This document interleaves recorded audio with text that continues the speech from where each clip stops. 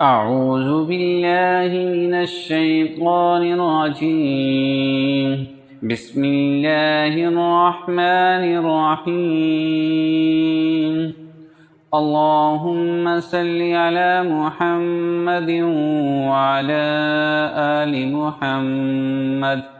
السلام علیکم ورحمۃ اللہ وبرکاتہ۔ ناظرین، آپ کو علم کی دنیا میں خوش آمدید کہتے ہیں۔ تکبیر تشریق سے کیا مراد ہے اور یہ کب پڑھنا واجب ہے؟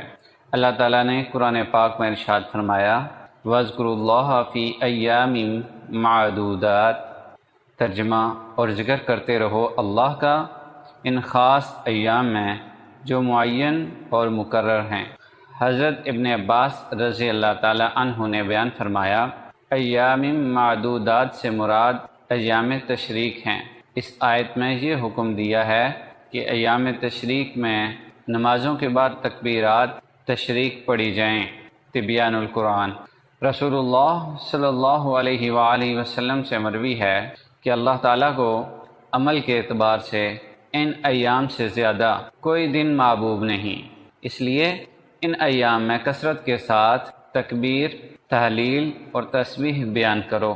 تکبیر تشریق کی ابتدا کے بارے میں صحابہ کے شیوخ جیسے حضرت عمر رضی اللہ تعالی عنہ، حضرت علی کرم اللہ وجہ الکریم، حضرت عبداللہ بن مسعود رضی اللہ تعالی عنہ اور حضرت ام عائشہ صدیقہ رضی اللہ تعالی عنہا متفق تھے کہ یوم عرفہ 9 ذی الحجہ کی فجر کی نماز کے بعد شروع کر دی جائے، لیکن اس کے ختم کرنے میں اختلاف ہے۔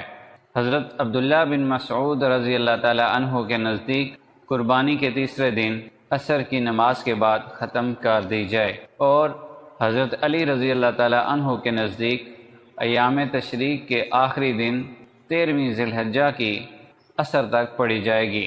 حضرت علی رضی اللہ تعالی عنہ کے قول پر عمل کیا جاتا ہے۔ ہر فرض نماز کے بعد ایک بار تکبیر پڑھنا واجب اور 3 مرتبہ پڑھنا افضل ہے۔